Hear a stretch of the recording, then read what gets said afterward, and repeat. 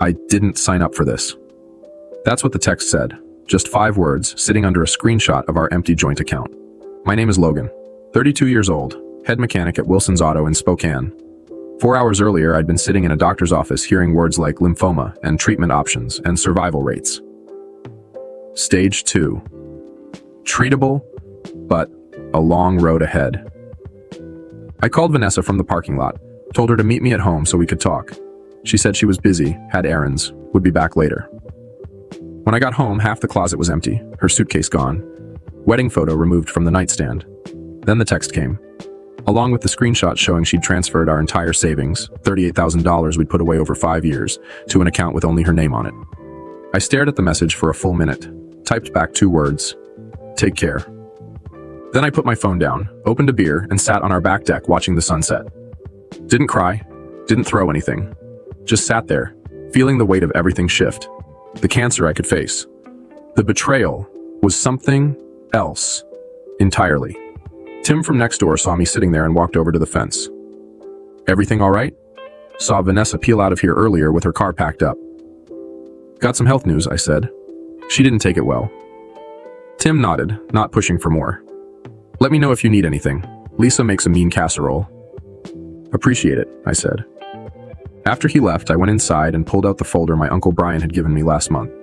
He'd retired from estate planning last year, but still kept his hand in. When my grandfather passed in February and left me the small piece of land up north, Brian had helped me get the paperwork straight. "Everyone needs their affairs in order," he'd said, "especially when you're married. Protect each other." I'd started the process, updated my will, listed Vanessa as co-owner on the '69 Mustang I'd restored, though I hadn't filed the final paperwork with the DMV yet. Set up a secondary account at a different bank for the land sale proceeds when that went through. All to protect us, to protect her. Funny how things work out. I picked up my phone and called Brian. When he answered, I said, "Remember that conversation we had about estate planning? I need to make some changes." There was a pause. "Everything okay, Logan?" "No," I said, "but it will be." I met Vanessa at my buddy Drew's wedding in 2016. She was a paralegal at a law firm downtown. Smart, quick-witted, beautiful. We moved in together 6 months later, married the year after that. The first few years were good. We saved for a house, found a fixer-upper in a decent neighborhood. I spent weekends replacing cabinets, refinishing floors, installing new plumbing. Vanessa chose paint colors and furniture, posted before and after photos online.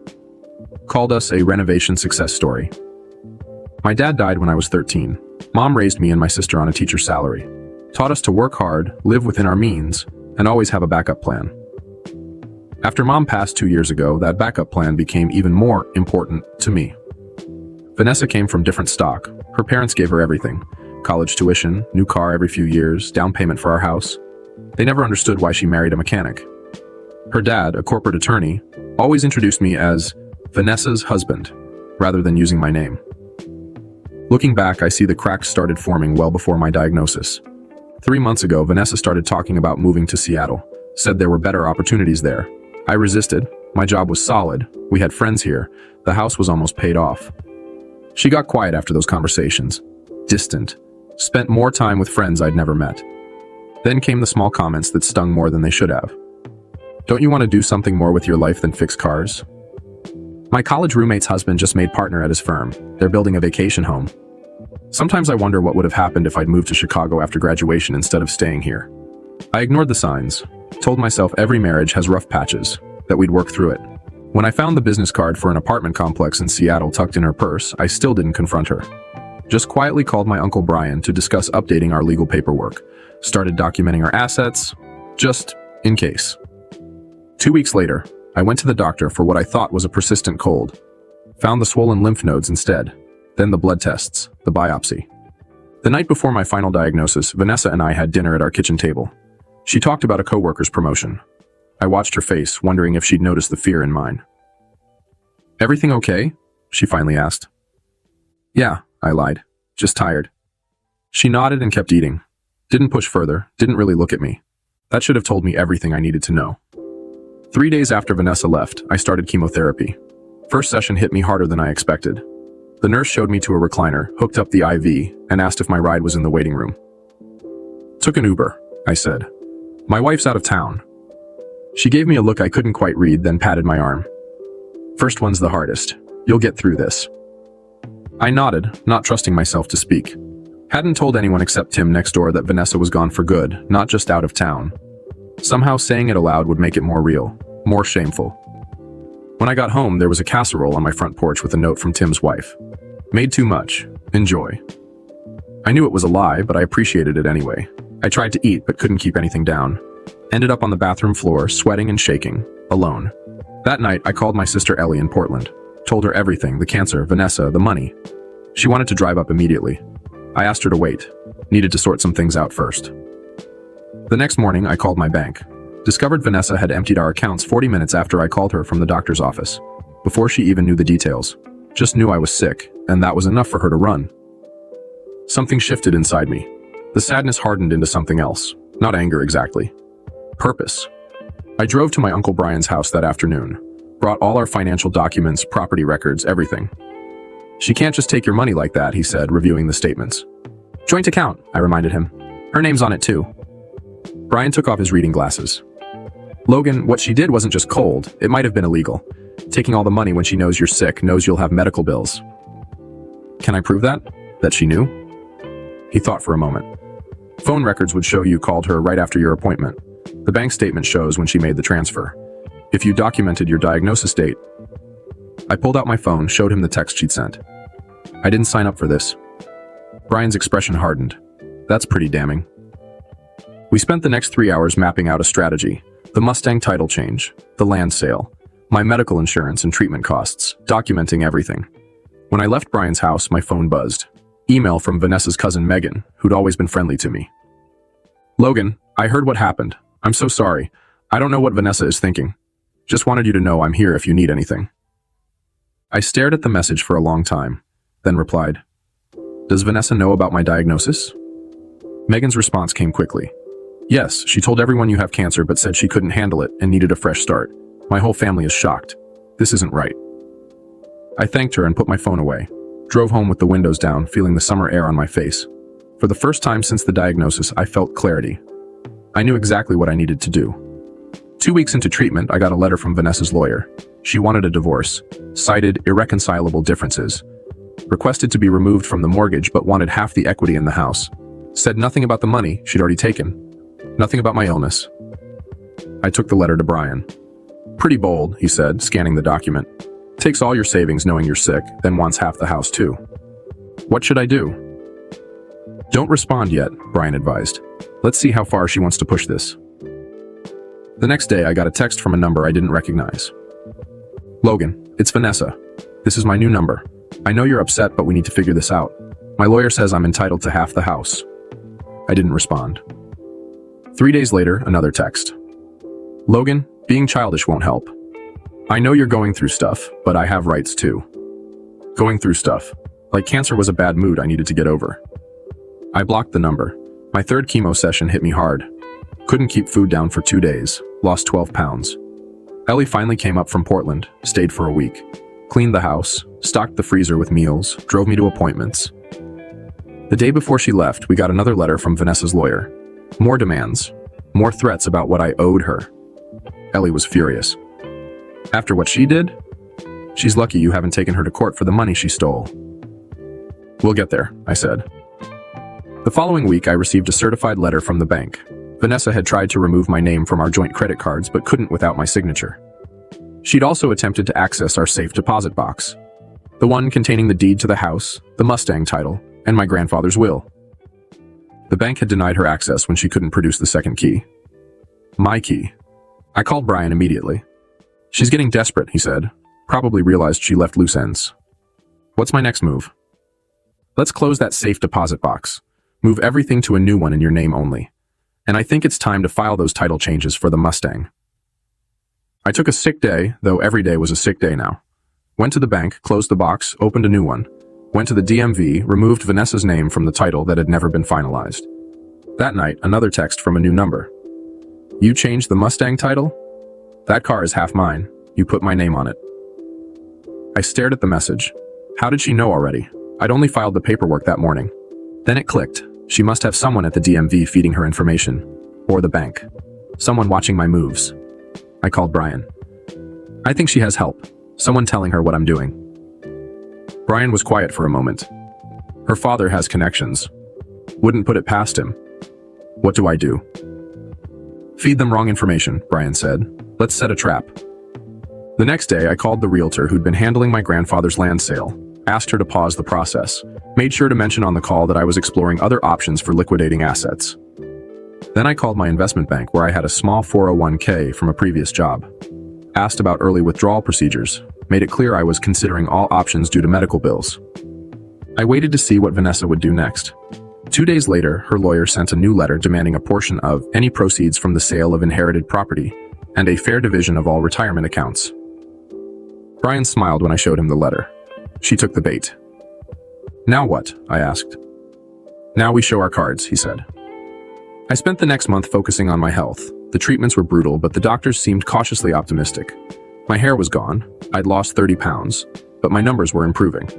Ellie came up every other weekend. Tim and Lisa from next door checked on me daily. My boss cut my hours, but kept my health insurance active. I was surviving, both the cancer and Vanessa's departure. Some days were harder than others. Some nights I woke up reaching for someone who wasn't there. But mostly I stayed focused on the next step. The next treatment? The next move in the chess game Vanessa had started. Brian called on a Tuesday morning. We got the documents from her bank. Want to guess what she did with your money? Tell me. Transferred it to a new account, then immediately wrote a check for $30,000 to her parents. I sat down. Why would she do that? My guess? Trying to hide it. Make it harder to trace or recover. Can she do that? No, Brian said. That's the beauty of it. She transferred joint funds during a known medical crisis, then tried to hide the money through a third party. The judge is going to hate that. I thought about it. I don't want a long court battle, Brian. I don't have the energy for that right now. Trust me, it won't get that far. Once her lawyer sees what we have, they'll settle. 2 days later, I was leaving my treatment when I spotted a familiar car in the hospital parking lot. Silver BMW, Vanessa's father. He was sitting behind the wheel watching the hospital entrance, watching for me. I walked straight to his car, knocked on the window. He rolled it down, face composed in that lawyer mask I knew well. Logan, you look unwell. Cancer will do that. Why are you here? Vanessa is concerned, says you're being unreasonable about the divorce proceedings. I almost laughed. Is that what she calls it? Unreasonable? She's prepared to be generous given your situation. A fair division of assets, including the house. After she took every cent we had, after she left the day I was diagnosed. He had the decency to look uncomfortable. She was upset, emotional. People make mistakes. This wasn't a mistake, it was a choice. He sighed. Logan, be practical. You're sick. You need to focus on getting better, not fighting a legal battle you can't afford. That's when it hit me. They thought I was desperate, thought I was broke after Vanessa cleaned out our accounts, thought I'd take any settlement just to avoid a fight. They had no idea about the land sale, no idea I'd removed her name from the Mustang title before she could claim it. No idea I'd documented everything. Tell Vanessa I'll have my response to her lawyer by Friday, I said, turning to leave. Logan, he called after me, don't make this harder than it needs to be. I didn't look back. On Thursday, I met with Brian and the real estate lawyer he'd brought in, Catherine Chen. We reviewed everything, the bank records showing Vanessa's withdrawal immediately after my diagnosis, her text message, the witness statement from Megan confirming Vanessa knew about my cancer, the check to her parents. This is clear-cut financial abandonment, Catherine said, plus the attempt to conceal marital assets. No judge will look kindly on this. So what's our move? I asked. We file our own divorce action, she said. We demonstrate abandonment during medical crisis, financial malfeasance, and attempted concealment of funds. We request full recovery of the missing funds plus legal fees. Will that work? I asked. Catherine smiled. I've never seen a cleaner case, but I don't think it will get that far. Once they see what we have, they'll fold. And if they don't? Then we go to court and she loses everything, including her reputation. For the first time in months, I felt something like hope. On Friday morning, Catherine sent our response to Vanessa's lawyer. A complete divorce filing with all the evidence attached. Bank records, text messages, witness statements, medical documentation. Everything laid out in cold, clear detail. By noon, Vanessa's lawyer requested an emergency meeting. That was fast, I told Brian over the phone. They weren't expecting you to have ammunition, he said. They thought you were too sick, too broke, or too beaten down to fight back. The meeting was set for Monday. I spent the weekend resting, preparing mentally. On Sunday night, I got a text from yet another new number. "This is cruel, Logan. I made a mistake, but this is vindictive. My parents can't give the money back right now. You're trying to destroy me." I stared at the screen. Vindictive? I wasn't the one who abandoned a sick spouse and stole their life savings. I wasn't the one hiding behind lawyers and parents. For the first time, I texted back, "Actions have consequences." Monday morning, I met Brian and Catherine at her office. They wanted me there, but advised me to say nothing unless directly asked a question. Vanessa arrived with her father and her lawyer, a thin man with expensive glasses and a permanent frown. She looked good, tanned, rested. Like the past few months had been a vacation while I'd been fighting for my life. She wouldn't meet my eyes. Her lawyer spoke first. "We've reviewed your filing.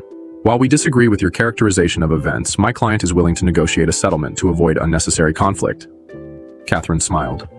"Let me be clear. This isn't a negotiation. It's a courtesy meeting before we proceed to court.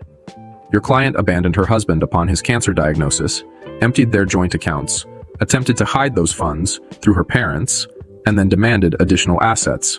We have documented everything." Vanessa shifted in her seat. Her father leaned forward. "Surely we can reach a reasonable—" "Your daughter transferred her husband's medical emergency fund to you," Catherine cut in. "We have the check records. Will you be returning those funds today, or shall we add you to the lawsuit for accepting fraudulently obtained marital assets?" The room went silent. Vanessa's lawyer cleared his throat. "What exactly are you demanding?" Catherine laid out our terms. Full return of the $38,000. Vanessa to relinquish all claims to the house, the Mustang, my grandfather's land, and my retirement accounts. She would assume responsibility for all legal fees. In exchange, I would not pursue criminal charges for financial fraud and abandonment. "This is robbery," Vanessa's father muttered. "No," Catherine replied calmly. "Robbery is what your daughter did. This is justice." The meeting ended with Vanessa's lawyer asking for 48 hours to consider our terms. As we left the conference room, Vanessa tried to catch my eye. I walked past her without slowing down. In the elevator, Brian squeezed my shoulder. "You did good in there." "I didn't do anything," I said. "Just sat there." "Sometimes that's the hardest part," he replied.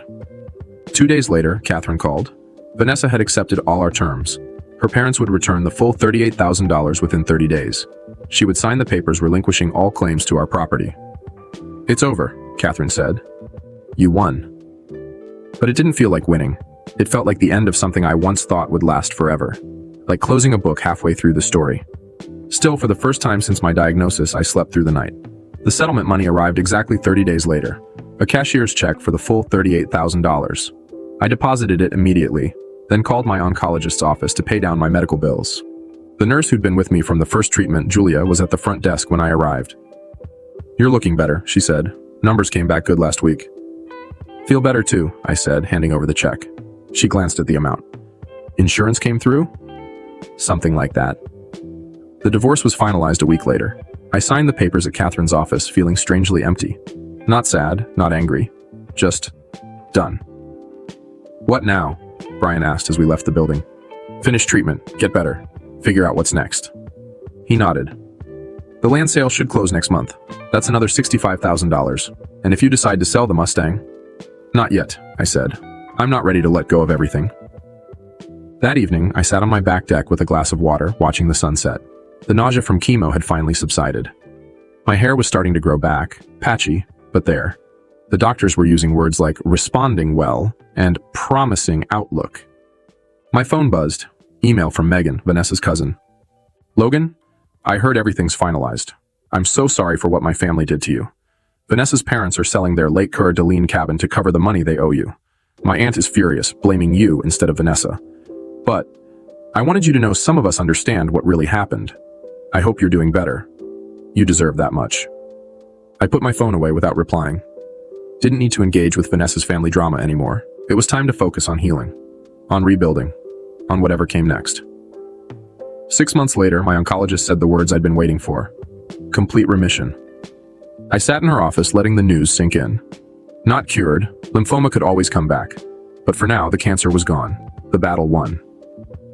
"What happens now?" I asked. "Regular checkups, blood work, scans every 6 months. But for now, Logan, you go live your life." That evening, I made 2 calls, first to Ellie, who screamed with joy, then to my buddy Joel in Missoula, who'd been offering me a job at his custom auto shop for years. Still got space for me? I asked. Hell yes, he said. When can you start? A month later, I sold the house in Spokane. Used the money to buy a small cabin outside Missoula. 2 bedrooms, a garage big enough for my tools and the Mustang, and mountains visible from every window. The day I drove out of Spokane, Tim and Lisa from next door came to say goodbye. Lisa handed me a casserole for the road. I thanked them for everything, the meals, the lawn mowing, the quiet support when I needed it most. You doing okay? Tim asked. Really okay? I thought about it. Getting there. 3 months into my new life in Montana, I got a text from an unknown number. Vanessa again. I heard you're in remission. I'm glad. I know you won't believe this, but I think about you often. I made a terrible mistake. I was scared and selfish. I'm sorry, Logan, for everything. I read it twice, considering whether to respond. In the end, I typed back just 4 words. I survived. Be well. Then I blocked the number, put my phone away, and went to work on the Mustang. Not to sell it anymore, to keep it. To restore it again, this time just for me. Some things, once broken, can't be fixed, but others can be rebuilt, stronger than before. I was one of them.